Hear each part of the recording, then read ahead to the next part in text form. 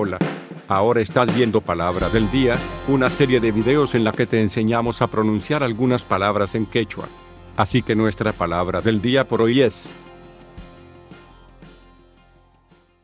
paru, paru, paru, la palabra quechua. paru, En español significa tostado, dorado.